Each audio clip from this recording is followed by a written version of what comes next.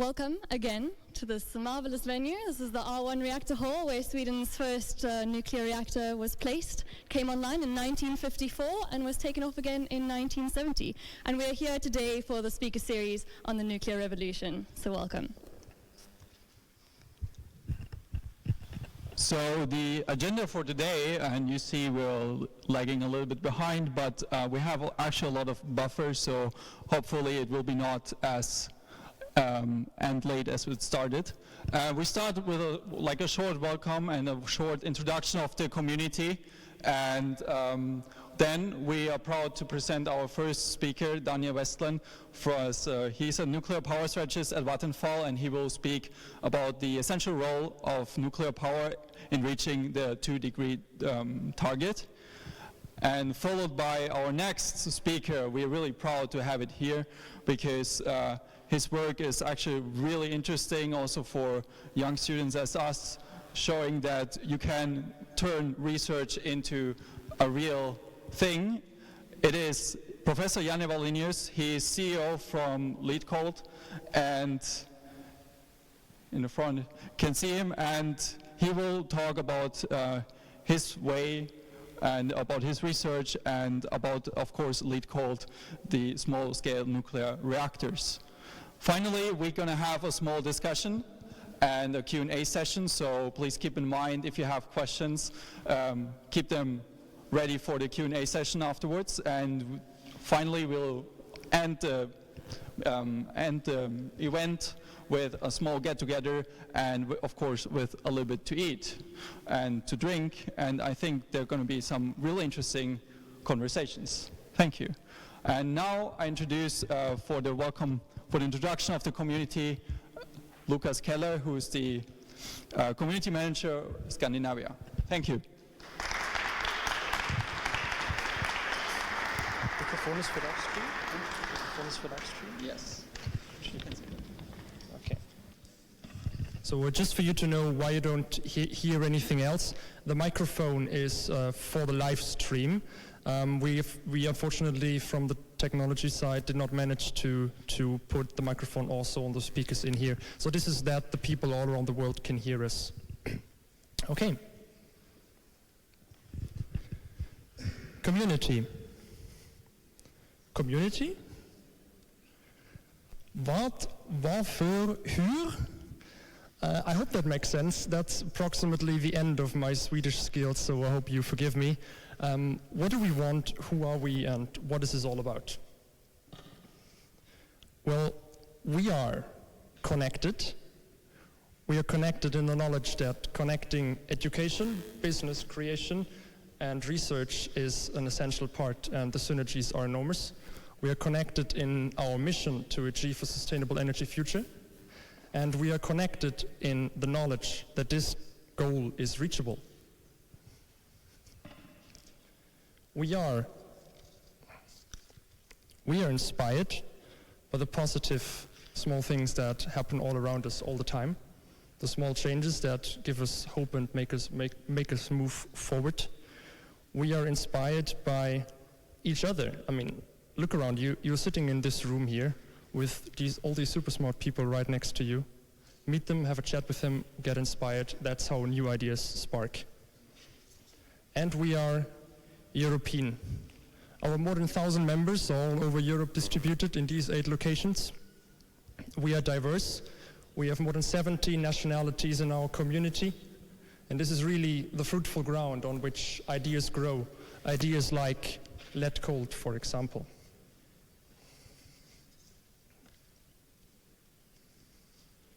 So what do we want? We as a network develop and run projects like this event here to connect people and promote a sustainable, affordable, and secure energy supply for our future and the future of the next generations. That's our mission and that's our purpose. So if you like what you see here today, please feel free to approach us. So we have a few representatives of our community here this evening. So please, everyone who's a representative in the community, please raise your arm for a moment. Please raise your arm. So look around you. If you have questions or have ideas for projects or would like to speak with us, please feel free to approach these people and have a chat with them over the snacks in the mingling session in the end. Because they are actually the basis and foundation of everything that we do. They are the core, the reactor core of all these new ideas and projects. So thank you very much. I'm now handing over back to Hanna.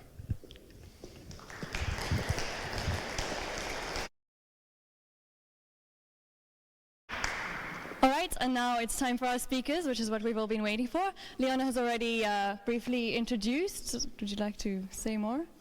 Yes, but someone stole one. Okay, then someone didn't. Oh, I got it. Okay. Yeah, already introduced Daniel Westland from Vattenfall, and he has his PhD in reactor physics from KTH. For the past 10 years, he has worked in different positions within Vattenfall, and his main tasks have been to establish strategies for continued operation of the Vattenfall reactors, both at corporate and the power plant level. And his speech, his presentation will be about the role of the nuclear power in future, and I think we all have to talk about this. And for myself, I have been studying sustainable energies, and I started to learn about this even though I grew up in a very anti-nuclear society and family, and I started to thinking about it in a different way, and I'm actually really happy to host this event today here, because I think it's very important to talk about every tool we have. Thank you. And then our second speaker is Professor Janne Wallenius. He is a professor at KTH and the CEO of lead-cooled reactors, which are an innovative new startup. And I think we can all agree that this is a very impressive feat to achieve a startup in the nuclear field. Not to speak too long, I'm a student of nuclear engineering, so I'm very excited to hear both of you. So the last couple of things, please do switch your phones off, preferably to silent if needs be, and keep your questions for the end of both speakers. And then snacks and drinks, of course, will be served at the end. And also this event is being broadcasted, so yeah, if you do stand up, please beware of the cameras that are around. Thank you. Okay, and our first speaker, Daniel, thanks.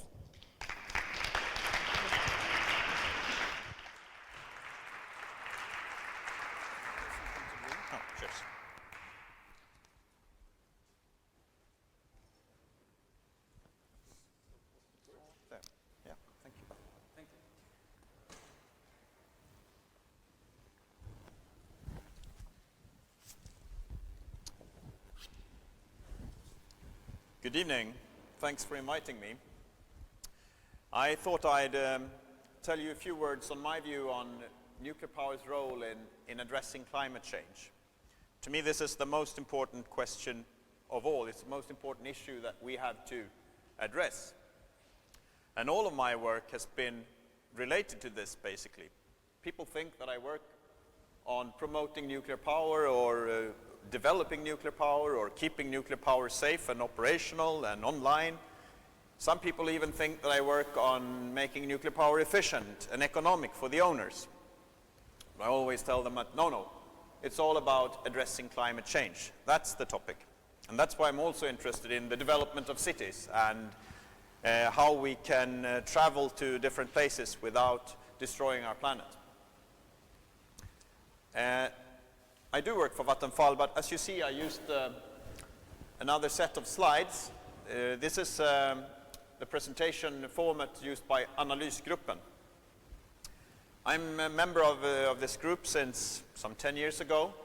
The group was formed right after the Chernobyl accident because Swedish media was full of disinformation and speculation on what had happened. So some people from industry and from academia that knew about ionizing radiation, knew power production, and knew about the risks of different ways of producing power. They got together and they formed this group with the task of making sure that there was relevant information around.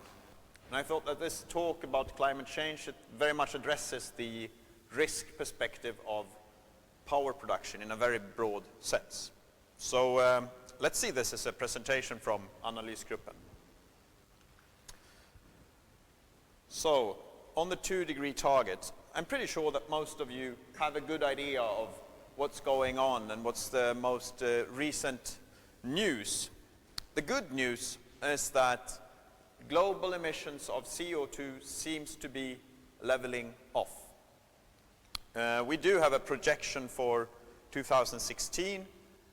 We do have prognosis for, or indicative numbers for 2014 and 2015. Those 3 years seem to be pretty flat. And then good news is that this is happening despite a good speed of the world economy. We are not in a recession in the world right now. So this is the first time that we see flat or decreasing emissions when the economy is going good. As you can see here on the slide, we do have some occasions when emissions fell, but that was in recessions, most recently in 2008. Yeah, that's pretty much what I said. So that's the good news. Looking at this more in detail, we see that in the European Union, emissions of CO2 started falling around 1980. So they've been pretty much in decline since. In America, emissions started declining in 2007, which is also quite a while ago. So they've been going the right way for a while. Obviously, in America, the substitute from coal to fossil gas is the explanation. And also that they stopped increasing driving. They don't have time to drive more, so driving has, that's actually true. They drive as much as they can, and they can't really increase it anymore. In China, that's the news really, that's behind the flat behavior of the total curve for the globe. Emissions have started falling back. And that's very good news, because as you can see, China has gone through a period of very rapid increases, preceded by a period of rapid increases. In India, though, emissions are still rising quite fast. To have a 66% chance of meeting the 2-degree target, if you look at the IPCC scenario studies that they do, and you look at all scenarios, and you give yourselves a 2/3 chance of meeting the target of temperature increase less than 2 degrees. That means that we can emit no more than 816 billion tons more of carbon dioxide equivalents. That was by the 1st of January, so we're probably already down to just over 800. That's the budget we have. That's all the carbon dioxide remaining to emit if we want to stay with below 2 degrees of temperature increase, which I can tell you we really want to do. Lots of bad stuff happen already at 2 degrees. As we can see already at 1 degree, things start happening. For comparison, during the glaciations, the ice age, when this place was covered by 3 kilometers of ice, the temperature deviation from the normal was 4 degrees. So 4 degrees lower temperature gives you 3,000 meters of ice in this spot. So 2 degrees is a big deal. Now this is an increase this time rather than a decrease, but still. Let's see if I said everything, most of that. So, with staying at the present level of emissions, let's say that we actually flattened out and that we can keep this 2015 pace of emitting carbon dioxide. We run out of carbon dioxide emissions by midsummer 2039. It's still a while, it's 22 years, but still, in 22 years from now, most of you are probably alive. Some of you have children, they're not very old, actually. And that's when we have to stop emitting CO2 completely. If we start decreasing this year, we need a 4%, roughly, actually a little bit more, decrease per year to stay within 800 billion tons of CO2. Which is probably easier than making an abrupt stop in 22 years from now. if we would have started the decrease when we starting writing paperwork between countries in Kyoto in 97. If we had started when we signed the Kyoto Agreement, 1.7% would have been enough. 1.7%, that's even less than the EU rate of decrease that we're actually aiming at. So that's pretty good. The European Parliament would have been able to agree on that, it seems. Now, as you can see, we're far above. We're on that high peak now and have to go down much faster, around 4% per year. So by discussing this, we lost 20 years, and that was a bad thing.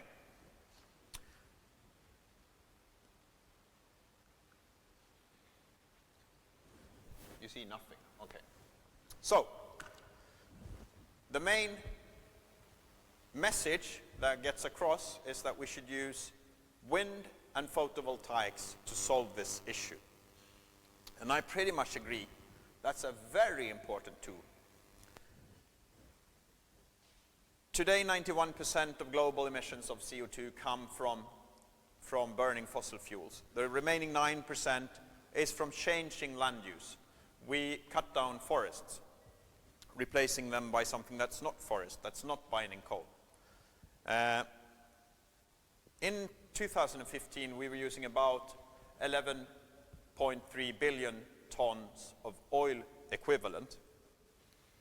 If we recalculate gas and coal to oil, we end up at a little bit more than 11 billion tons. All of that energy needs to be substituted for something clean. That means wind, photovoltaics, hydro, and nuclear.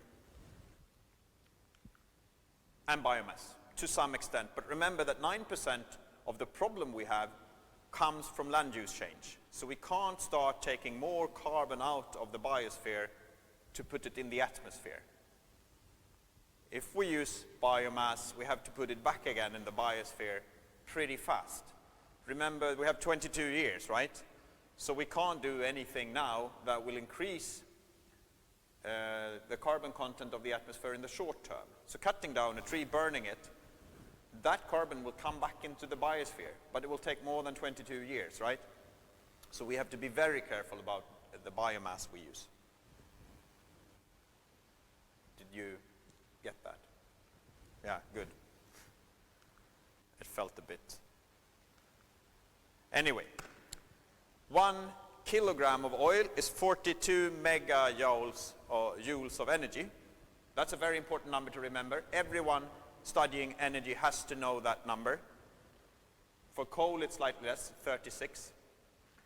So 42 megajoules, that's a little bit more than it's 11, 12 kilowatt hours.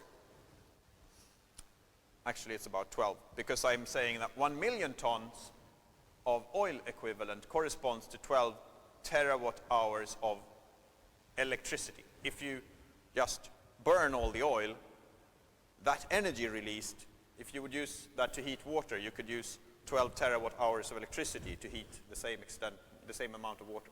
So the primary energy content of the oil is the same as 12 terawatt hours of primary electricity from hydro, for example, where it's actually primary energy. Do you see what I mean? If we use oil to burn it to produce electricity, obviously we don't get 12. Then we have a factor of, say, 0.4 or so. So we would get less, because we lose energy when we produce electricity from burning primary energy.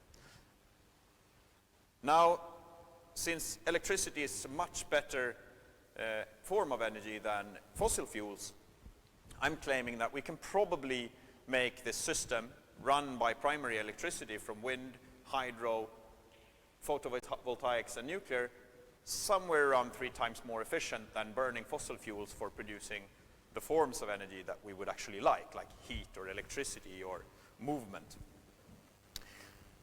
Assuming that factor 3 more efficient use, we would need to replace these 11 billion tons of oil equivalent by 45 1,200 terawatt hours of electricity. So to replace all the fossil fuels that we used in 2015, we need 45,000 terawatt hours of electricity. For comparison, Sweden uses about 140 terawatt hours of electricity per year. And this has to be done per year. So it's a lot of electricity. Doing this by wind and photovoltaics will be demanding. We need to replace 4% per year, right? To start breaking that curve down and keep within 800 billion tons of coal. So, carbon dioxide, sorry. We need to start, for a start, we need to start building 1,500 terawatt hours of new capacity of wind and photovoltaics per year. That decreases a little bit, since 4% of a smaller number is less. But on the other hand, it increases because we have to replace what we already built. The lifetime of photovoltaics on wind efficiently is about 20 years before we have to start replacing them, meaning that we will asymptotically reach a level of about 2,000 terawatt hours per year of new capacity that we need to install. In 2014, we made a pretty big effort actually, and we reached 213 terawatt hours per year, or during that year, on the planet. So, we need to increase the current rate of installation by some factor 7 to 10. It's slightly higher now, so a little bit less, but we need to do much, much more. Yeah, so we're on our way, but we have to do a lot more.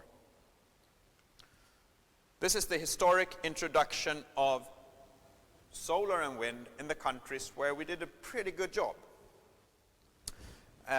The black line is wind in Sweden. Sorry for not translating the graph, but anyway, the top graph there, do I have a pointer? Yes, this one. This is accumulated capacity of wind or photovoltaics, depending on the line, installed in 3 different countries.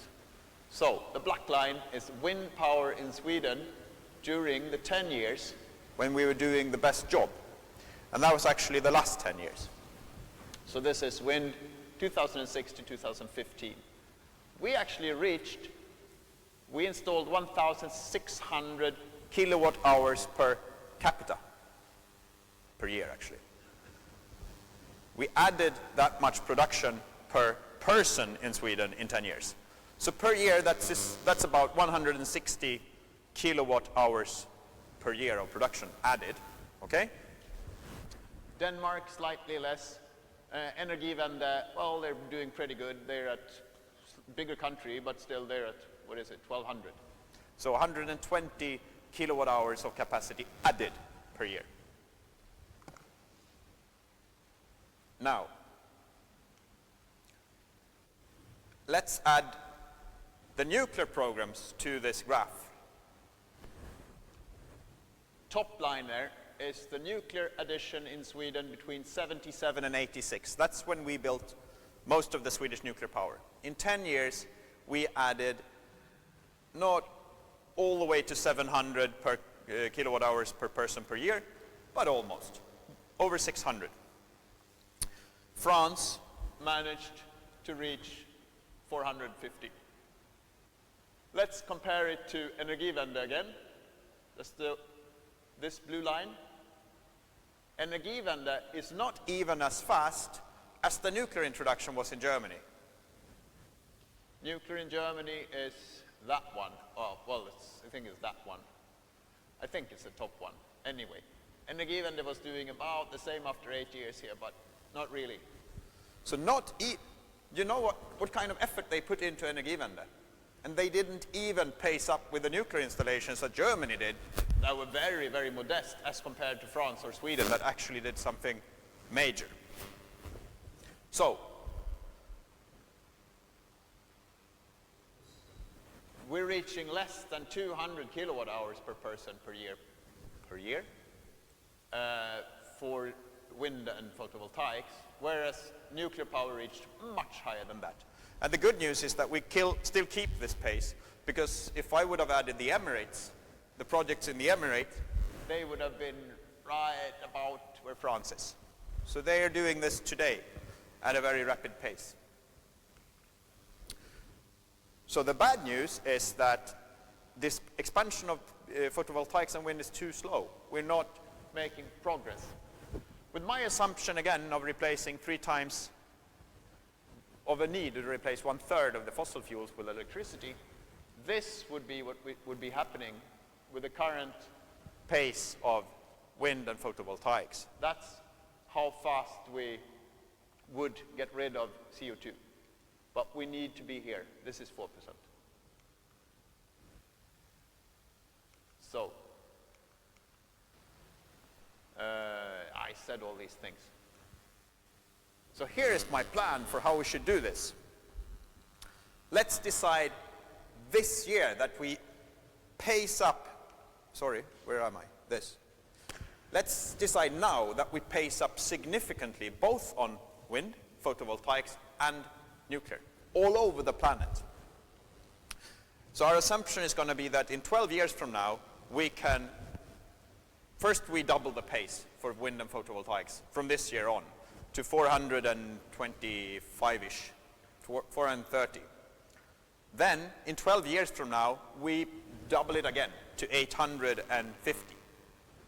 And then we add nuclear at this point, 12 years from now. Why 12 years? Well, if we want to start new nuclear projects, we have to start building the reactors. And before we actually get some electricity out of them, I would claim 12 years is reasonable, even in newcomer countries. And the example of, again, is the Emirates. They decided in 2006 that they would build 4 reactors, Korean, and they will have their first electricity just after Christmas, so 2018. Yeah, that's the example. This takes us to 0, and we stay within the integral of this one should be 816 billion tons of carbon dioxide, if I didn't miscalculate anything. That requires, assuming that we can double and then double again the rate of PV and wind installations, that takes us to a need for 680 terawatt hours of new nuclear capacity per year on the planet. Plus, we have to replace retiring capacity. That means expanding the nuclear fleet, which is currently just over 400 reactors, by 65 reactors per year. That's very demanding, my friends, very demanding. Then again, the Swedish program at its top during the 10 last years had a 7 times higher pace than that. So it's been done before and we can do it again. France had 3-4 times that pace. So this is within reach with a focused program. And of course, we cannot close any existing capacity. We have to keep those hydro plants and wind turbines and photovoltaics and the nuclear plants in operation. That's the first thing we have to do, obviously. I'll pace up. Let's have a look at CO2-free energy globally. On the bottom here, you see about 6% of energy consumed in the world is hydropower. Has been like that since the 60s. It's about 6%. Hydro is expanded at the same pace as energy consumption expands. Then in 1975, something happened here. We doubled the share of clean energy used in the world in 20 years, till about 95. In 2 decades, we doubled this. Then it started declining again, not in absolute terms, but in relative terms, because energy consumption has been growing, but the nuclear park has not. But the slope is pretty impressive. Now, the last few years, wind and photovoltaics has started expanding. And the very interesting thing is that we're at the same pace as we were at the time. It's very, very similar. So it's going to be ever so exciting to see if this is also an S-curve, as has been for all the other power means of power all through history. They always level off for different reasons. Yeah, this is where we built the nuclear power. Well, it was mainly Europe, US, Japan, and then we halted in the 80s in Europe and the US. In US because they started costing too much. In Europe because we built so much nuclear that we didn't really need it anymore in the countries. France had almost 80% nuclear. Sweden had over 50. We didn't need more nuclear at the time, so we stopped the programs. China is undergoing a very rapid expansion of nuclear power right now. This is the number of reactors under construction in specific periods in time. Starting in January 51, when the first reactor construction of a commercial reactor started, we had only one reactor in construction, and then it started pacing up in 56. And the number of constructions rose very rapidly in the early 70s, up to a peak of almost 200 reactors under construction in 83, 84. Then it fell off for different reasons, not only because of the accident. The accident in 3 Mile Island was important, but there were also economic reasons, and we didn't need it anymore. This was the OECD countries building and Russia. And we had a very big share of nuclear power in most of these countries where the big programs were. So basically we filled up demand more than well. So we had to invent new forms of using electricity, which has benefited us quite a lot. China has been pacing up a lot in the end, but we're far away from where we were. So, can we build 65 reactors at the same time? Well, can we start 65 reactors per year?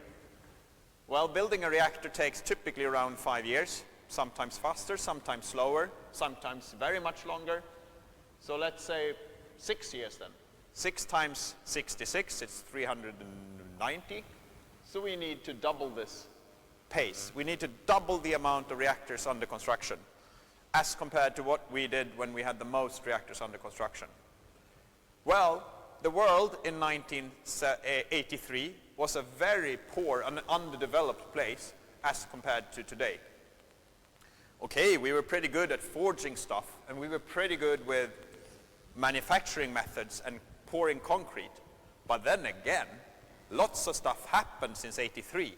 We are a much richer planet. We're many more. We have far bigger industries. I claim it's manageable to double the number of construction sites that we used to have and reach almost 400. But what we need is more forging capacity. We need more steelworks producing heavy components. And we need more qualified people working with the vendors on site to lead these projects. And that takes some time to build up. And we need a harmonized set of rules all over the world so that new countries can just pick up the rules and start building. Just call a vendor, say, hey, we need 8 of those units by next decade, starting today. We need them in 12 years from now. Okay, quick words about Sweden. Sweden has done a very good job when it comes to mitigating climate change from the CO2 emission perspective. This is the Swedish CO2 emissions throughout history. It starts in 1839. We do nothing, and then we start industrializing ourselves around 1900. There's a war in 1914 to 18, but then again, I don't know what happened here. Depression comes here. Then we start developing again. There's another war when we couldn't import fossil fuels, and hence we couldn't emit CO2. Then in 1945, we go bananas until 1972. About here, we start our first nuclear reactor, and we stop building more oil-fueled plants for electricity production. Then we build another 11 reactors, and we end up down here in 86, 85. Since then, not very much happened. We have a slow slope downwards. When people show you this graph, they always cut it at 1970, they cut it at 1990, because that's when we start measuring. So you will see a pretty flat curve of Swedish emissions, because they only show you this part. And that's typically the same kind of people that don't want to talk about the reasons that we broke this exponential development that would have taken us all the way up there in 2000. We stopped that, and we did it by one very efficient method. One method. Comparing the energy sector emissions per capita, the CO2 intensity of the energy production in Sweden and the world. This is where we have to go. This is where we are. We did nothing globally, and now we have to go this way. Sweden did that slope. It's pretty similar.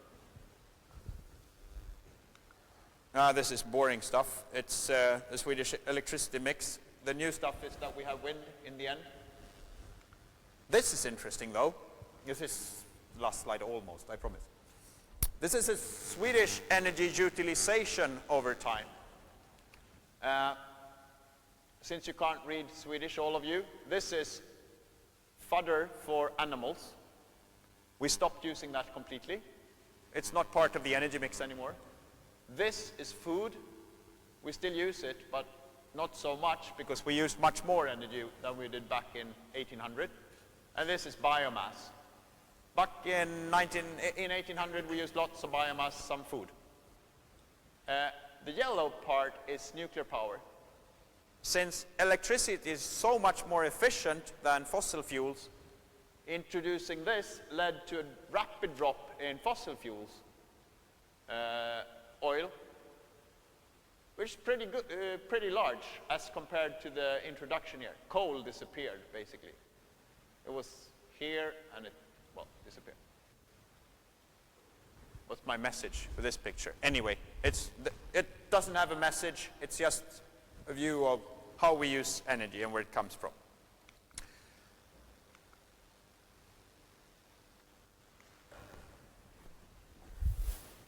This is the change globally in energy production from different sources, electricity production in different sources over the last decade.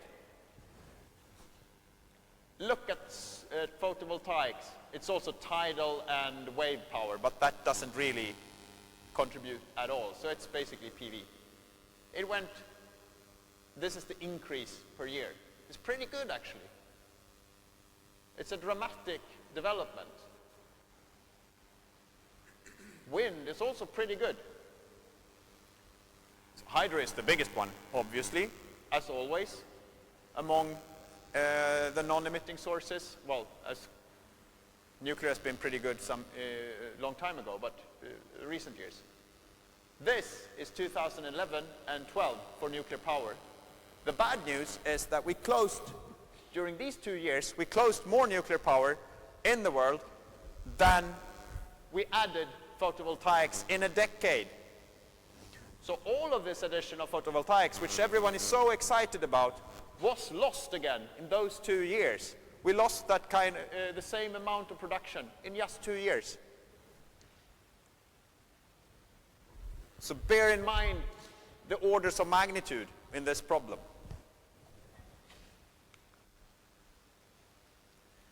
This is our priority. Climate change is our priority. And we have to put all our fights in between ourselves aside, because none of the sources of electricity production can expand enough to solve this problem by itself.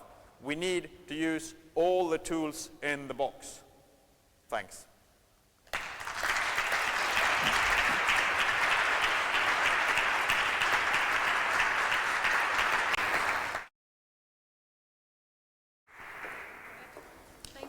Daniel, I'm sure we'll have some interesting questions coming for you. Hope so. Just in a minute.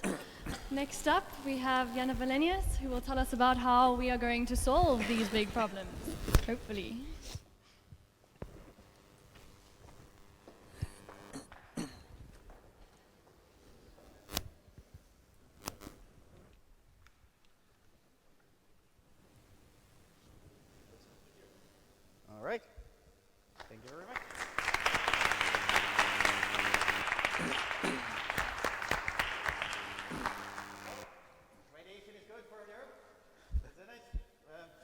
I have to have my extra radiation source here because we are so deep below ground that we don't get any cosmic rays down here. I have been a researcher at the Royal Institute of Technology for much too long, for 20 years. Well, during this time I've had the privilege to work on developing an innovative nuclear power. And thanks to Energy and other new investors, we are now able to actually take research into the future of nuclear power. So we are going to revolutionize nuclear power by making big things small. So, well, I think you will be bored by this. I've turned my radiation source off for a while. So this picture shows Cambridge Bay. It's a village situated on an island north of the Canadian north coast. It's 25th of May, and it's minus 10 degrees, and the ice is 2 meters thick on the bay.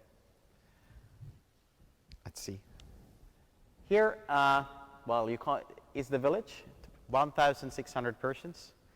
They are getting their power from a diesel generator, and it costs them more than 4 crowns per kilowatt hour, more than 40 euro cents per kilowatt hour to use that electricity. So this is a place where really energy poverty exists, and we will hopefully be able to do something about that. Lead Cold was formed 3 years ago by me and 2 of my colleagues in order to develop small lead-cooled nuclear reactors, which is what my show will be about today.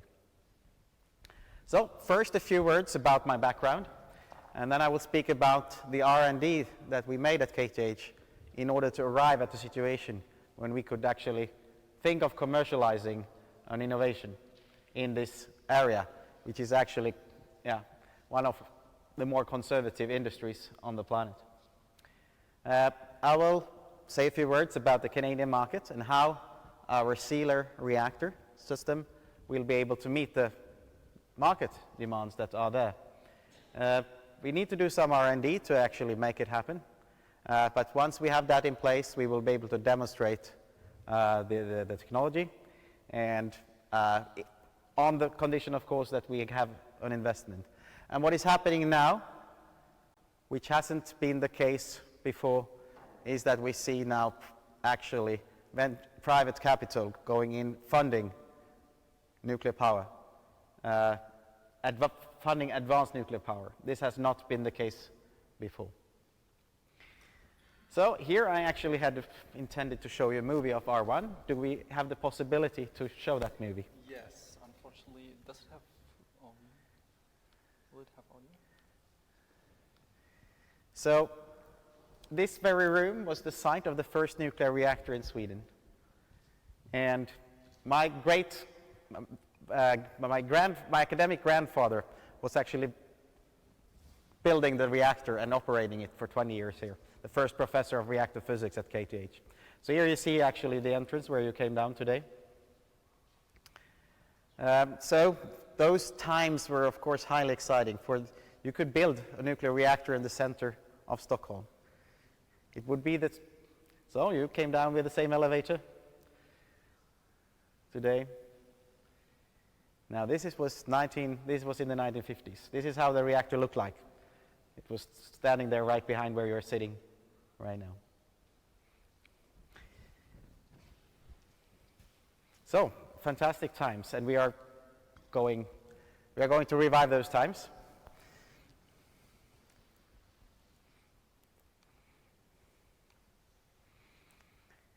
And so, thank you so much for your help. Well, nuclear wasn't always a beautiful story. There have been accidents like this one in Chernobyl. It happened in 1986. Well, at that time I was busy partying with John Bon Jovi, so I didn't have any plans to build my own reactors at that time. Well, for those of you who are, well, nobody knows that anymore, but I used to be a television star when I was a kid. And that's how I got to meet these guys. Fast forward, 12 years ago, Daniel and I went to Chernobyl to actually see what happened. You see him there in the middle.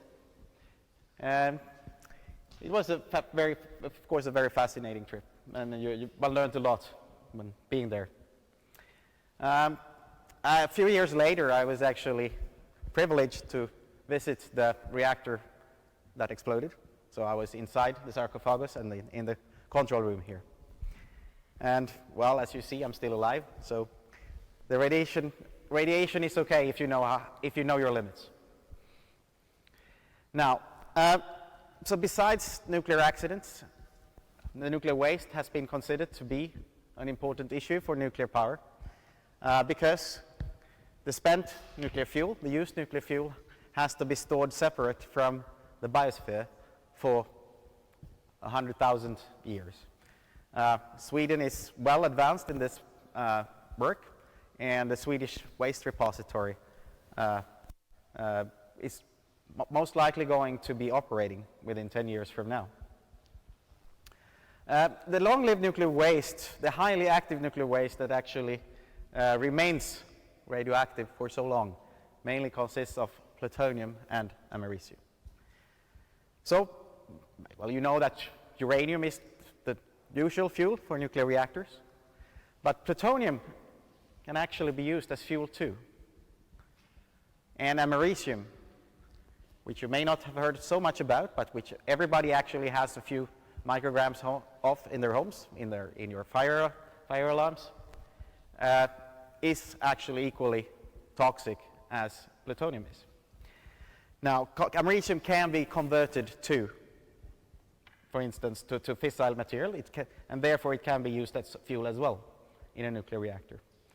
So, when I started my research at KTH more than 20 years ago, I was funded by a Swedish nuclear waste managed company to find ways to recycle the nuclear waste, to make it into new fuel, to actually produce energy from the waste.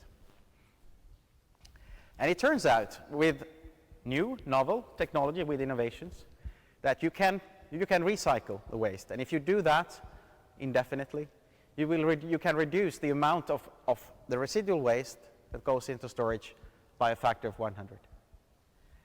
Doing so, you reduce the time necessary to actually store the residual waste from 100,000 years to less than 1,000 years.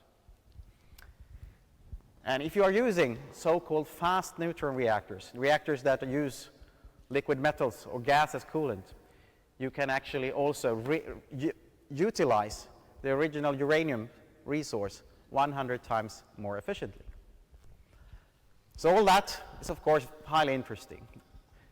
And what the global research community did over the last 20 years was to show that this is technically feasible. Maybe costly, but it can be done. And in particular, a very suitable technology for that is lead-cooled reactors using nitride fuel. Now, what does nitride mean in this context? The standard nuclear fuel is uranium oxide. By switching chemical form, you can actually make recycling more efficient and safe. Now, so I've been dedicating 20 years of research at this university to this topic. It's been an exciting time. Now, why at all use lead then instead of water? Well, lead has a number of advantages with respect to other possible coolant media. There has not been actually a single reactor yet operating on pure lead as a coolant, but Soviet nuclear submarines used lead bismuth already 60 years ago. So there is a lot of experience within the military area for using lead bismuth as a coolant. Now what has happened, it was for a long time not possible to commercialize this technology because lead is highly corrosive. But we have done some important progress in the research at KTH and other institutes all over the world. which makes it possible to actually take this quite exotic coolant and make it into a commercial industry. So why then is lead so good for a nuclear reactor? Well, in difference, for instance, to sodium, there is no violent reaction with water. So we can avoid certain types of explosive types of accidents. Lead has a very high boiling temperature. It boils at 1700 degrees C. So the loss of coolant event that happened in Fukushima would be much less likely if you would have used lead as a coolant. Another thing that happened in Fukushima was that the tsunami actually destroyed the emergency cooling system, the diesel generators that were supposed to manage the emergency cooling of the reactors once they were shut down. They were destroyed by the tsunami. A lead-cooled reactor actually doesn't need those diesel generators because the coolant can circulate by natural convection. Even if you will end up with a core melt, well, then lead is also your perfect radiation protection. So you can shield yourself from gamma radiation from the core melt very easily. So this is really a possibility to increase safety of nuclear power even further. Nitrate fuels have 10 times better thermal conductivity than oxide fuels. So the risk for going into a core melting scenario is much reduced. I spent a large part of my research career here at KTH to develop this type of fuel. Here on this picture, you see plutonium nitride that was fabricated in Switzerland, and it was brought to Sweden. It should have been irradiated in Studsvik's research reactor. Well, a few weeks after it arrived to Sweden, Studsvik decided to shut down the reactor, so that was the worst day in my professional life. But in the end, we were able to move this test experiment, irradiation experiment, to Holland, and 16 years after the project started, we could conclude that actually this fuel not only behaves well under irradiation, but also can be recycled. So it can be actually a very highly suitable fuel for waste transmutation. The research on lead-cooled reactors that we made in our research group, well, Daniel was actually my PhD student. So we had a good time working on a lot of exciting reactor concepts. One of these concepts that we ended up with was Electra, European lead-cooled training reactor. It was a very small, 1 meter wide, 3 meters tall vessel that would use plutonium zirconium nitride fuel. And it would be cooled completely by natural convection, so without any pumps. We talked to Oskarshamn municipality, and they were willing to be host of this test reactor. Talked to the Swedish government. The Swedish Minister of Research was very much in favor of this idea. So together with other universities, we requested 1 billion crowns from the Swedish government. And it turned out to be a hot topic.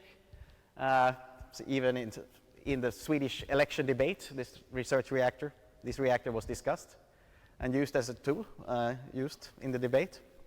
But unfortunately, the political situation in Sweden was such that it was not eventually funded, even though it was discussed by the government some years ago. It was a kind of difficult situation where we didn't have a possibility to build that, to actually realize anything out of the research we had done on lead-cooled reactors. But we continued to do research. So even though we cannot handle plutonium in our labs here, at KTH we can handle as much natural uranium as we like. And we have a project developing uranium nitride fuels, actually for the current water-cooled reactors in Sweden and elsewhere. And we're using a very novel technique to produce this fuel.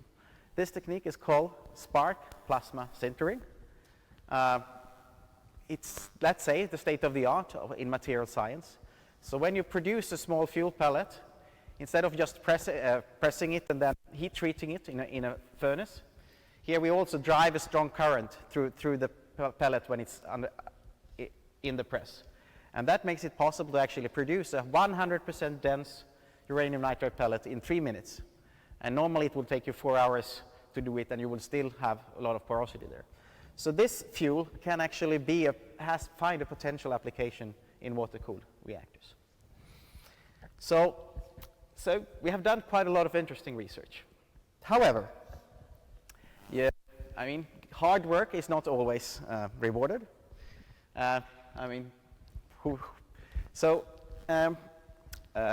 Yes. 3 years ago, our benefactor, the waste management company, thought that, okay, we know enough now about the geological repository, so we end funding research and transmutation. In about the same time, Swedish nuclear industry almost collapsed because of due to very low electricity prices on the market that we have. And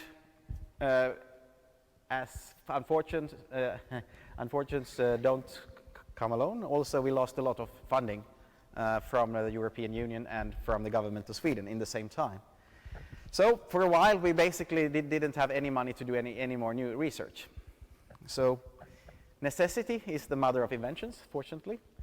So I sat down together with a few friends and we were thinking, what shall we do now? Shall we just give up? Or can we actually do something out of the research that we had done? So turned out the solution was to go to the Arctic. So here you see a picture of me standing on the sea in Baffin Island, northeast of Canada. It's a couple of years ago when I visited that place. So in these places, actually, they use it today, diesel power, to generate electricity. So here you see a diesel power plant in Rankin Inlet. It's a village with 2,500 inhabitants. And it's really, if the power plant goes down, they have to evacuate. It's as bad as a severe nuclear accident, really. Evacuation is the only way to survive if it's minus 40 outdoors. So I talked to the president of the Inuit organization in Canada, and he said that nuclear is really our only viable green option to replace diesel with.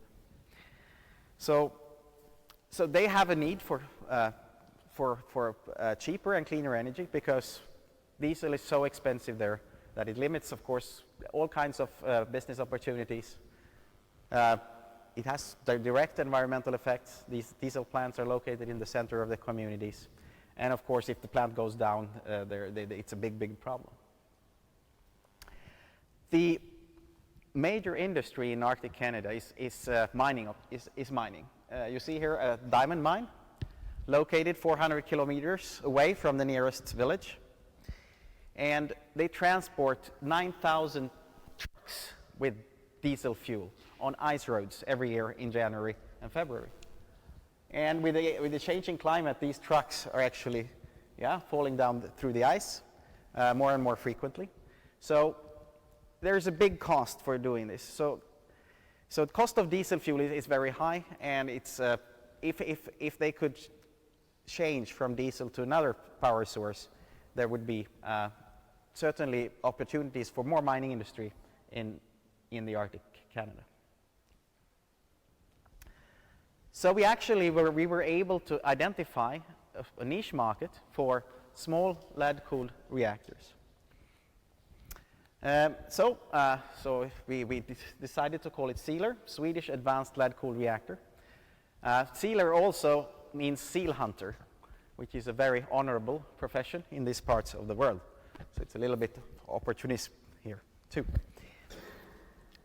So the idea is here to make the smallest possible reactor that can operate independently without changing the fuel for its entire lifetime.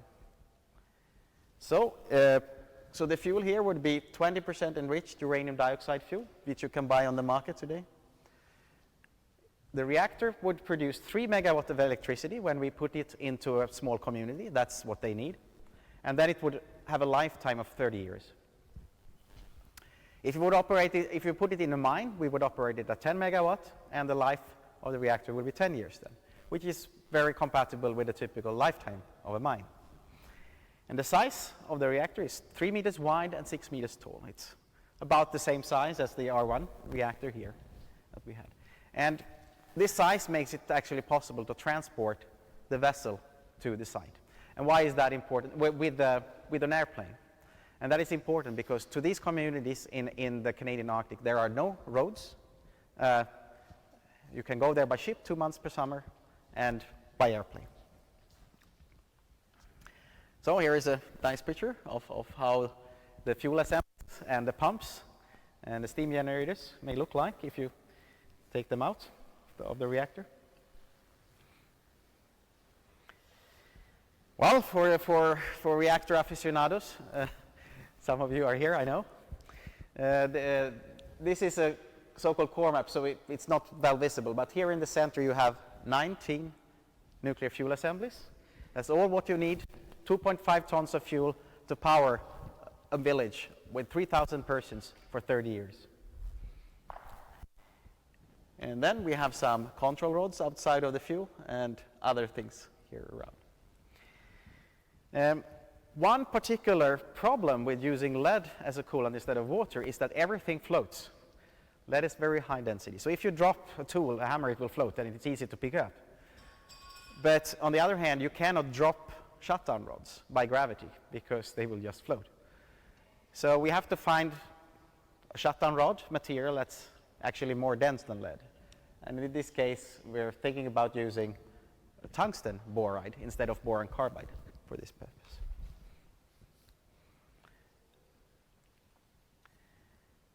Some technical data for this nuclear reactor. So after which many things are maybe not so interesting, but here what you see, we're going to operate the reactor at a temperature of between 390 degrees C and 430 degrees C.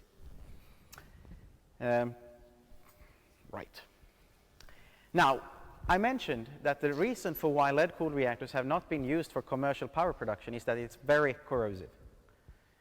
If you put an ordinary stainless steel into liquid lead and you expose it at high temperature, under, let's say, incorrect oxygen concentrations, then the normal steel will just dissolve, and it can be as rapid as a few weeks. So you need to address that problem, of course. We got some funding from the government in 2009 for several PhD students together with other universities. One of the students was Jesper Enstam, and he, together with Sandvik, managed to develop a new class of steels which contain 10% chromium, 4% aluminum. This was known before that this would be possibly the suitable composition. But the trick that he managed to do was to add a few more elements to this that actually made the steel to become really, really corrosion resistant. Now, the aluminum is there in order to form a very thin film of aluminum oxide on the surface of the steel. And aluminum oxide, it's perhaps better known to you as sapphire. That's what you have on your smartphones, on the lens of the cameras. And it's really the second hardest material. So it's extremely scratch resistant and corrosion tolerant, corrosion resistant. And the nice thing is that if you put 4% of aluminum in this steel, you can form a film of aluminum oxide which is just 100 nanometers thick. And it turns out it's better the thinner this film is, because it can remain also ductile if it's thin, so it will not spool off. So Jesper exposed the steel to liquid lead at 550 degrees C for 2 years, and it came out shiny as a mirror. You see this one compared to another supposedly corrosion resistant steel. So that is the technological breakthrough that allows us now to commercialize lead-cooled reactor technology. And recently, tests have been done actually for even longer than that, for 1,200 hours at 750 degrees C. And it turns out that this steel can also survive accidental temperatures which are as high as that. Right. So, svenskt stål tål allt, Swedish steel withstands anything, as a famous Swedish poet once said. Yes. Now, so the idea now is to commercialize this reactor. In Canada, the Nuclear Safety Commission is very proactive. So they allow you you can get the permission to build a reactor with a very innovative technology. But you can do that only if you carry out an R&D program to show that your innovation actually works. So we are going to now carry out 5-year-long tests of corrosion tests of our new steel. We're going to build a pump, and this experiment is going to be done here at KTH. We are going to build a pump test facility, most likely also here at KTH, to test pump impellers, because this is a very vulnerable component in the system. Our reactor is very small, which means we can actually build an electrically heated scale model, 1-to-1 model, to test the entire system. And that's we may actually to do in Canada. And we need to do irradiation tests of our new materials. A few words more about this electrically heated mock-up. This is basically, so it has the same design as the reactor, but instead of producing power, we're actually going to heat the rods with electricity. So that's why we would put it in a place where electricity is cheap, and also to showcase to our customers. So the plan would be to build this in Manitoba in Canada. And in this machine, we can validate the design and our computer tools. We can get more information about the lifetime of pumps and steam generators. We can use it to train our future operators. And the idea now is to start operating this machine in Canada in 2 years from now. Well, probably 3 years, I would say. Yes. Now, when I was traveling all around the Arctic in Canada, of course, the Inuit said, yes, we really need cheaper electricity. We also need cleaner electricity. So nuclear power is interesting, but we don't know much about it. So let's say the attitude is cautiously curious. Everybody, of course, said, please demonstrate it somewhere. And once you demonstrate it, we will be first in line to actually buy this.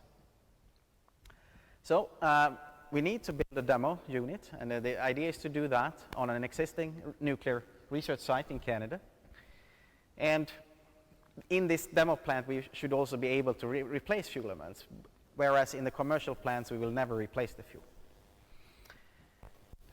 So the idea is to hopefully that we get a license to build this reactor 4 years from now, and that we can have it operational in 2025.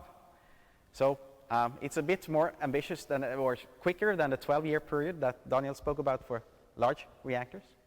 On the other hand, it's known that small reactors of this size typically are actually built in 3 years. That's the time it takes to build a research reactor today. So hopefully we can do that. But it will cost money, of course. So we need investors, and this is the new thing that is happening in nuclear industry. Not only Leadcold has managed to attract venture capital for developing advanced nuclear reactors. In the United States, there are several tens of startups that actually are now working on developing advanced small nuclear power. And in our case, we were fortunate to be accepted to the highway program of KIC InnoEnergy by the end of 2015. And that allowed us to travel around the world to meet investors. And, well, many of you will experience this. It's a difficult thing. Normally you have to talk to maybe 100 investors before you find somebody who is both interested and willing to invest in your startup. We had talked with about 50 investors before we met with Essel Group in Dubai. This is a daughter company of a big Indian conglomerate that recently has started working has acquired mining operations in Africa. And they are also going into the energy business. So on January 20, I signed this contract here with Mr. Gupta. And it turned out it was an interesting story. First of all, we said we need $18 million. No, we said we need $15 million. Okay. And then we were talking to a Chinese investor also, and then but the Indians wanted the company, so they said, okay, we will give you 18.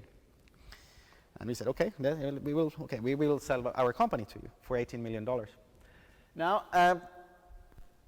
they wanted a lot of, a big chunk of the company. So when we were discussing with them, but we need actually another $200 million to build the reactor eventually. So if you take all of our company, how can we get a second investor?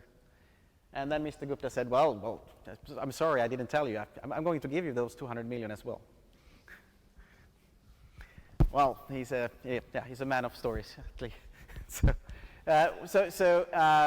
So indeed, we signed on January 20 a contract for $200 million US. So the idea is that with this money, we will be able to build and commercialize and build a demo plant in Canada, which will enable us to commercialize this technology. So we are in the middle of this startup life. I must say the life as a CEO is not always very easy. But at least it's teaching you a lot about how an industry can actually be created. Thank you so much for allowing me to share my experience with you tonight, and thank you so much for listening.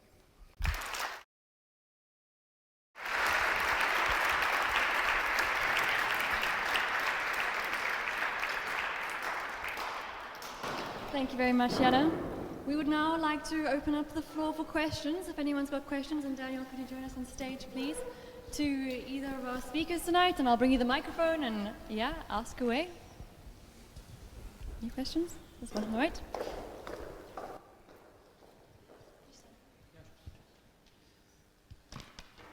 Hi, I have a question for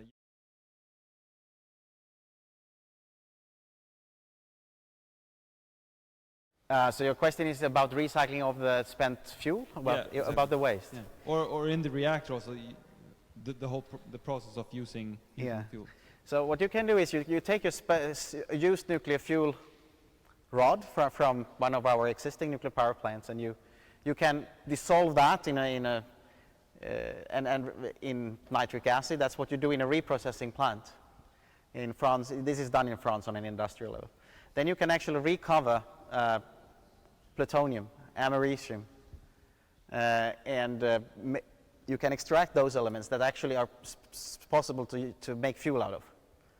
So you extract those and you make new fuel rods, and then you can put them back in an existing reactor or in a lead-cooled reactor or in other types of reactors. So that's the recycling process, the nuclear waste transmutation. Yeah. Thank you. Go. Hi.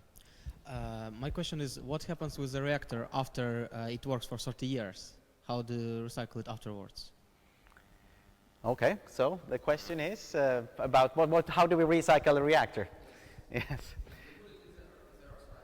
Yeah, no, we have to take it away from the Canadian Arctic. They don't want us to leave it there, of course. But this is so the idea is basically take the whole reactor away, and the fuel will be stored in a Canadian storage or eventually recyced, depending what's happening 40 years in the future. And the steel can be will have to be of course it has to be packaged. So it will be decommissioned like they did in this hole. I mean, you see there is nothing left of the reactor here. So the same process. You cut it into pieces, you put it into some containers, and then you have to store it. Yes. Maybe we could add that this has been done for around 15 commercial reactors. And as you may know, the process is going on to do this for some of the Swedish plants. The Barsebäck reactors, 2 of them has been standing still since 2005, the last one, waiting for this process, and then 4 more are due to close in the coming years, Ringhals 1 and 2 and Oskarshamn 1 and 2. And the projects are already going on where they are looking at what should be done at what time. No one is asking themselves, how It's just planning and logistics, really, because the methods are there, they are industrialized. You can go and buy them from the vendors. Yes. I have a question for both of you. Daniel, the current regulatory framework, what is necessary for this technology to stay in Sweden? And, for Janus technology? For Janus technology, yes. And the second one is, you said we need about 62 nuclear reactors per year to meet the target. Jan, how fast can you deliver? Well, first of all, what about Janus technology? We do not want it to stay in Sweden. We want these built everywhere, right? That's one of the paths to meeting the 2-degree target. In some niche markets, as you have heard, we can't do anything else to replace fossil fuels. So basically, we would want all regulatory bodies, all nuclear regulatory bodies all over the world to say that if this has been licensed in Canada, it's fine for us as well. Maybe we have to add some kind of desert requirement if you want to build it in a desert, because it has to stand other kind of events that may occur in a desert, like a sandstorm, which they don't have in the Arctic. But more or less, it's going to be the same set of regulations. Yeah. So that would have to be done. I would want that to be the case for the existing reactors as well, because that would really simplify for vendors to just go into a country and set up reactors. And if the Canadians accept it, why not the Mexicans or the Swedish? Now, your second question is, can we meet 65 reactors deployed per year? Well, we did about half of that back in the 1980s. So I'm claiming with the world economy, which is what, 4 or 5 times since 3 at least, since the mid-80s, I'm claiming that yes, we could do that. It's not a matter of could we, it's a matter of what needs to be in place. And what needs to be set up to meet such a pace is more forging capacity and getting more people into these businesses. And to do that, you gradually need to build it up. Otherwise, you can't employ people, basically. Yeah. And if I may add to this, diesel generators currently are responsible for 3% of global CO2 emissions. So small reactors can contribute with actually a non-negligible part of the climate change mitigation. Plus transport. Yeah, this includes transport. Let's see. I mean, this is so it's also ships. Yeah. So, right. I mean, this is the same capacity, the same power as a ship engine, basically, his reactor. Yes. Thank you. Yes, this is a question mainly for Daniel, since we know Sweden is quite, well, our relationship with nuclear is a bit so and so. How do you see on the future of nuclear in Sweden with the new regulations, and how are we going to, well, meet these demands of an increased demand in energy and the transition now that we saw that renewable fuels, well, the increase of new renewables have basically been eaten up by the decrease of nuclear? There's no doubt we're facing an energy transition globally. As I showed you, in Sweden we actually did that. We managed to transition our electricity production in 12 years, actually 13, from 72 to 85.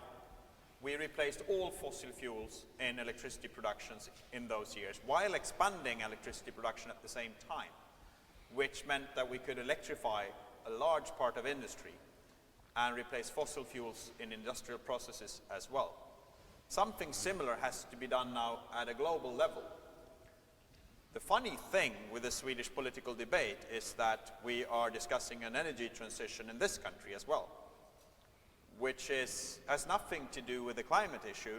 That has to do with opposition to nuclear power, which has been an issue in this country since, well, almost 40 years now. Now, that's a completely different topic, and I have full respect that people have different views on nuclear power, but it has nothing to do with the climate issue.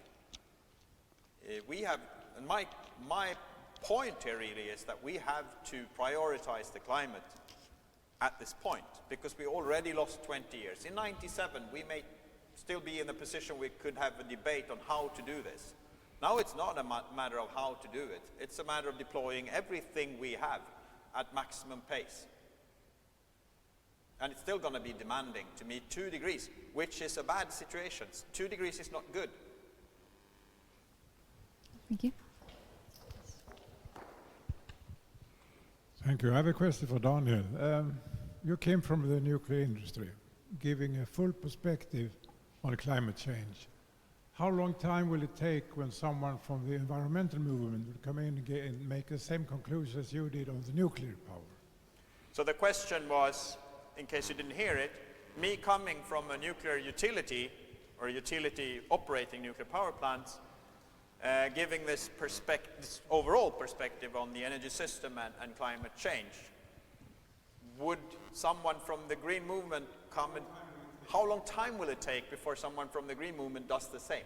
Well, actually the case is that it happens all the time. There are lots of people that used to be protesting against nuclear that has sat down, done the maths, and show you the same graphs as I do. Say we can't meet this with photovoltaics and wind only. We need something more. I call them the right green movement, as opposed to the left green movement. I claim that you don't see it much in Sweden, but in many countries you see that there are people saying that, well, we could save ourselves out of this problem by reducing economic activity, reducing energy demand, and go back to simpler lives. That's one of the ways to do it. That's what the left green people say. The right green people, as in right-wing green people, they say, well, that's a possibility. The problem is that people won't accept it.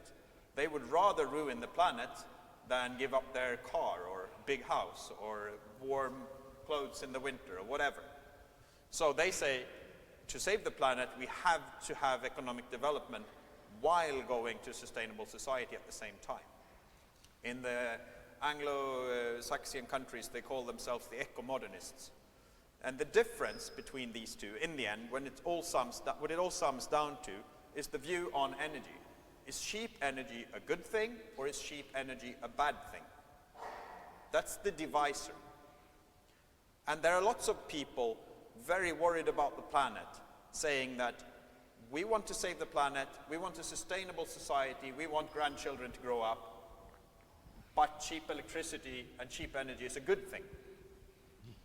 And that means that you have to have that gives you different views on nuclear power. Thank you. Long answer to a short question. Okay, I will bring the topic back to the technical side. Yes. I'm curious about, to produce 10 megawatts of electricity, how much heat do you need to generate, and will you recover that heat and use it to heat the populations in Arctic as well? Yeah, so in a nuclear reactor, as in other power plants, the conversion efficiency is about 1/3. So you produce 30 megawatts of heat to make 10 megawatt electricity. Now, all of these communities, of course, need heat as well. So it would be a good thing if to use the waste heat for heating houses. There is the dilemma here is that none of these communities have district heating systems, because everybody is using diesel burners in their home for heating. So it would, from a commercial viewpoint, it doesn't. It isn't possible to actually sell heat at the profit, unfortunately, in these things. Yeah, but we can think of things like greenhouses and Arctic spas, and to use the heat in a good way. Yeah. Hey, I have a question for you.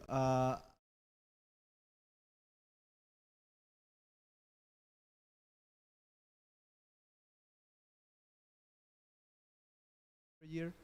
I agree that helps on this green transition to solar and wind and other resources, but what about the waste? Because you are creating a huge amount of waste, and I don't know in what point this is sustainable, right?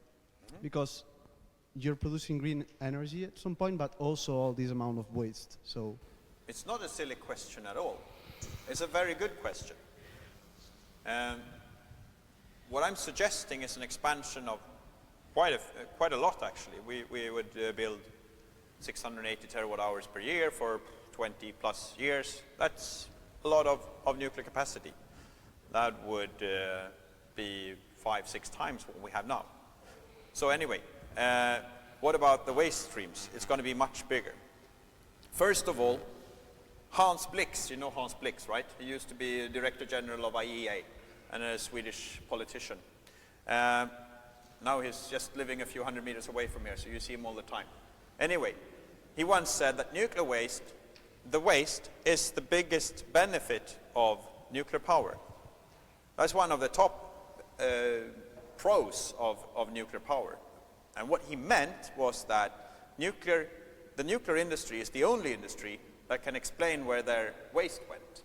Everyone else just puts their waste in a bag, carries it out the back door and puts it there, and some man comes and fetches it and it's gone. Or they have a chimney, much simpler, you just blow it up the chimney.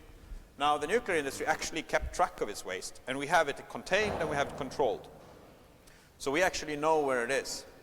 And actually I'm not really working for Vattenfall now. I'm at a subsidiary called SKB, Svensk Kärnbränslehantering. Our job is to manage that waste. We have an application in on our method to do that. We're going to build a repository in Forsmark that will take care of it. Now, the other side of your question, and we claim that we have a safe method, and we're going to prove it in court now this autumn, actually, in September and October, before the government decides whether we can build or not. Now, the other side of your question is, what about uranium? What about the fuel? Because at this pace, the nuclear capacity we have lots and lots of uranium. It's actually one of the metals that will last the longest at current production. Copper, gold, silver, not to mention the rare earths, we're going to consume them at much, much higher pace. They're going to be gone much faster. So, the proven economically viable resources. Whereas uranium, we have it for 100 years. But if we build 10 or 20 times as much nuclear, it's going to be much faster. That's when we need Jannes reactors that actually can produce new fuel out of all the uranium that we never use and never put to waste. And that also gives you a much smaller waste problem, because the very highly active waste, which you have to store for a very long time, it becomes smaller volumes, and it also, you don't have to store it as long as currently. I'm not saying that there is anything wrong in our method to store the waste for a very long time, but obviously it would be simpler if we didn't have that requirement. So, looking from the fuel side again, if we would produce fissile material of all the uranium that we already mined and just have in stock, if we just did that, we would have enough fuel for 5,000 years for the current fleet of reactors. So make it 10 times bigger, and we have 500 years of fuel before we have to start mining ever again. So in 500 years from now, we can keep mining. Or we can just go on, and when uranium becomes expensive, we start these reactors that take better care of the resource. So it's not a bottleneck, and the waste, we have the ability to store it safely or to reuse it. If you want to add, you're the professor of the topic, so maybe you want to add something. Well, okay, I mean, of course, maybe not completely impartial, but yes, the idea is to really develop methods that enables us to recycle the waste, and thereby reducing the dimension of the... Develop, I claim they exist. Just implement them. Well, yeah, make them commercially viable, let's say. Right, because they are, right now nobody would buy them. No, but they exist. Yeah. Well, so that's what I'm going to say. I'm going to actually make people want to buy the type of reactors where you can recycle nuclear waste. And I'm not going to build 65 per year. I'm going to build hundreds of them per year in my little factory. You need much more if you build small reactors, yes, obviously. Right. But 680 terawatt hours per year. Exactly. Yeah. Now, if we do that, of course, with small reactors, then we would have to build 10,000s of reactors per year. So that is an interesting challenge. Then again, how many cars do we build per year? Put up a factory like a car factory and build them. Yep. Mr. Fee on this side. Thank you. I have a question asking Daniel about you say the funding from the EU Commission and also the university is decreased for about nuclear, but however for the investment from the private investment about nuclear is increased.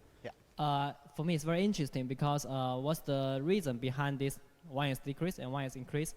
Do you find some like similar competitors of your product? Oh yeah, that's a good question. So the question is, why does government reduce its funding for advanced nuclear power?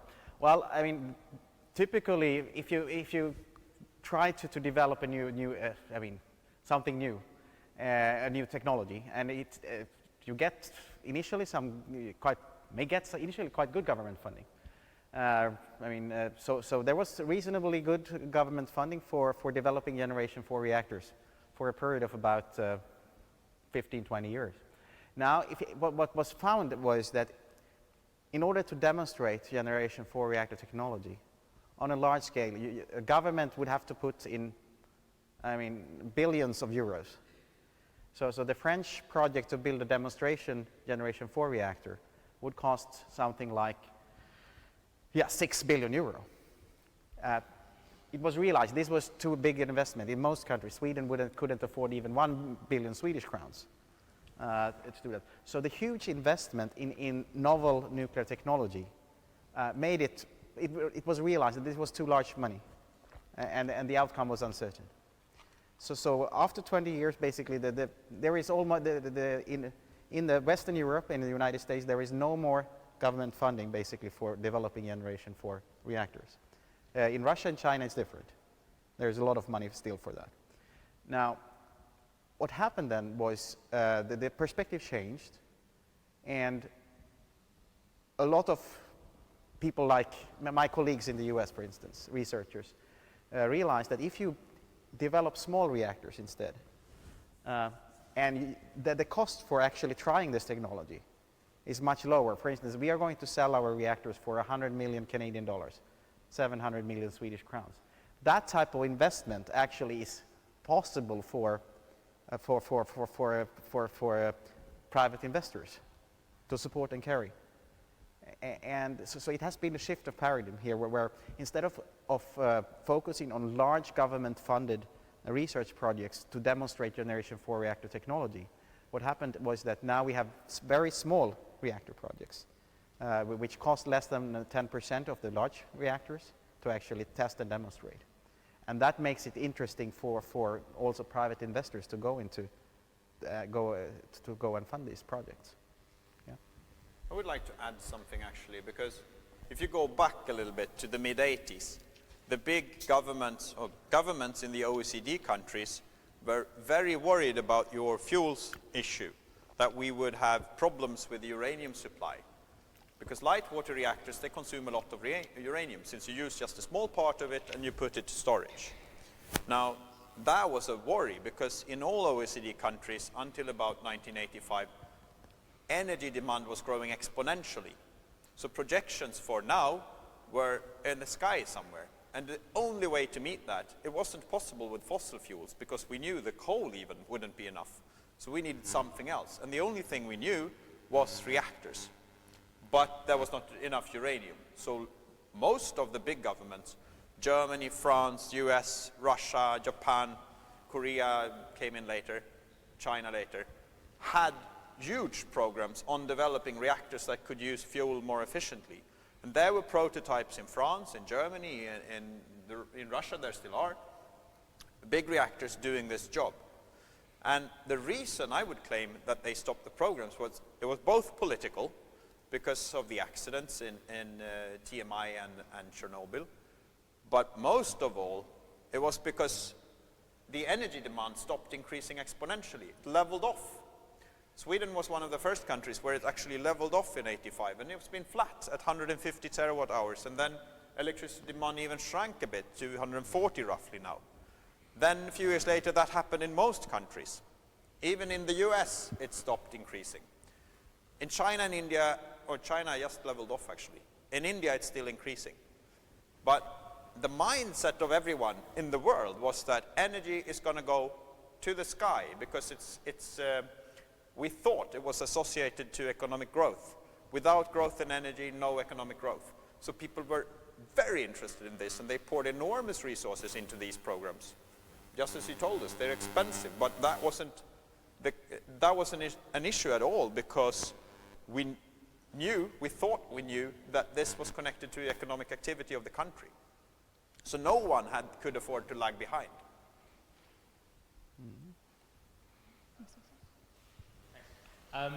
My question is for Daniel, and it's with regards to basically the adoption of nuclear power for developing countries.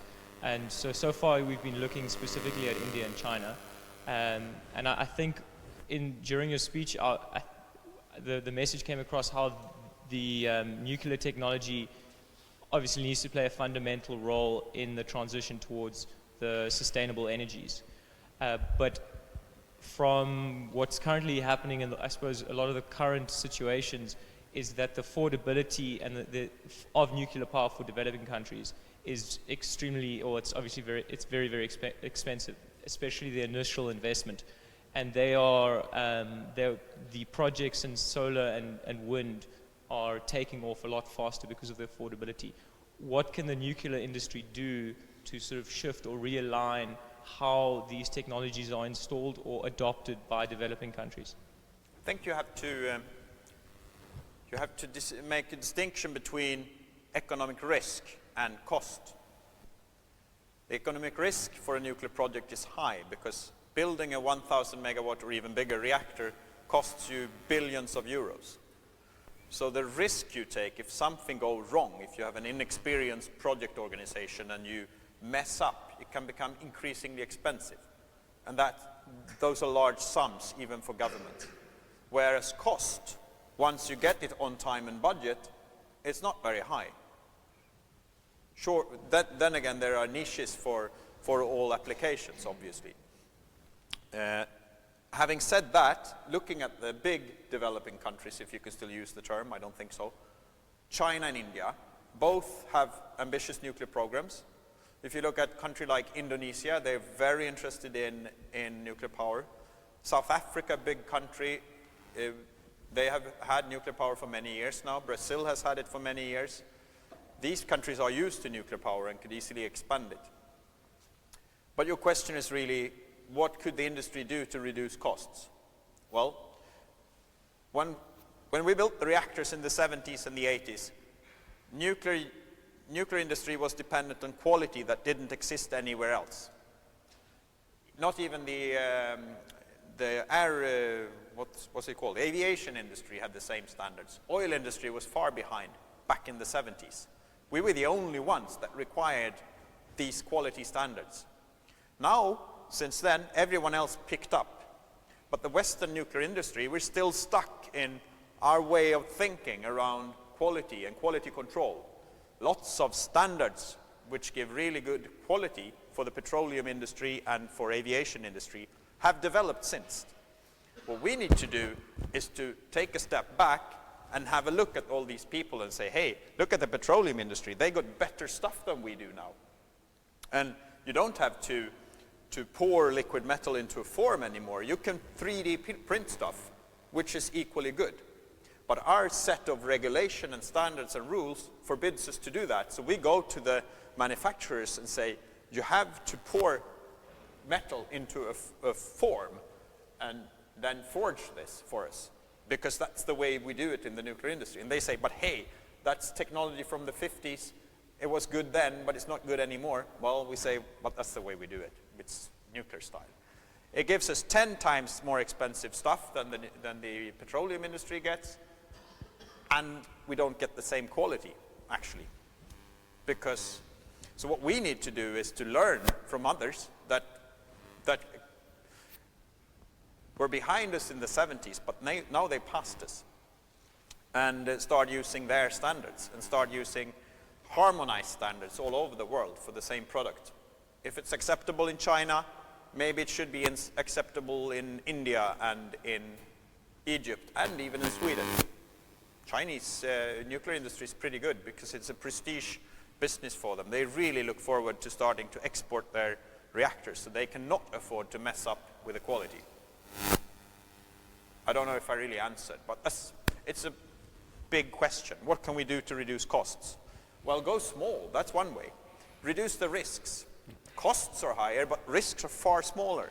Yeah. So people might invest anyway, despite higher costs. And what we see is that if you go to automation, and if we can build more than 100 reactors per year in a factory, that's when you can get automation benefits. And basically, I mean, like in a car factory. And that might be a way to resolve this issue. So one last question, or I think we should close up.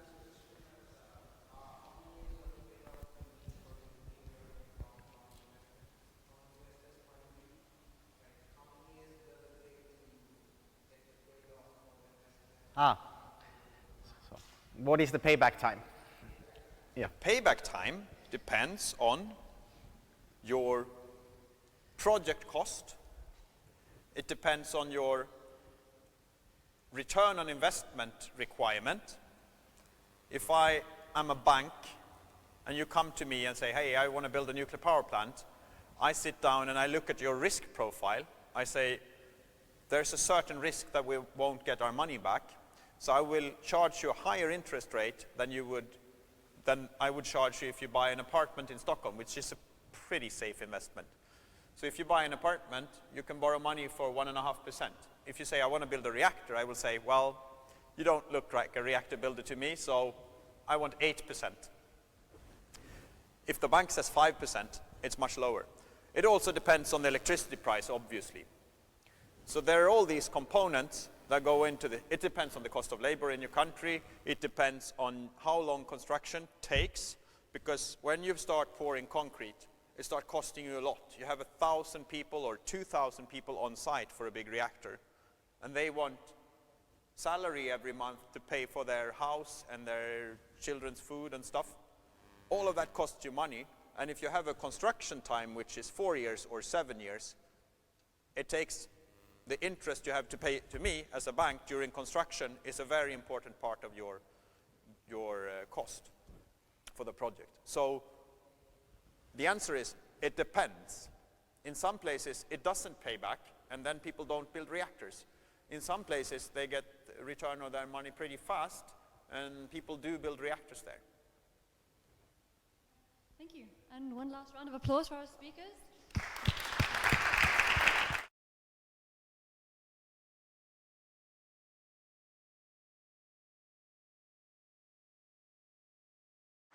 We appreciate you being here, and thank you for the interesting questions. Just some small gifts for each of our speakers. Thank you so much, Sean.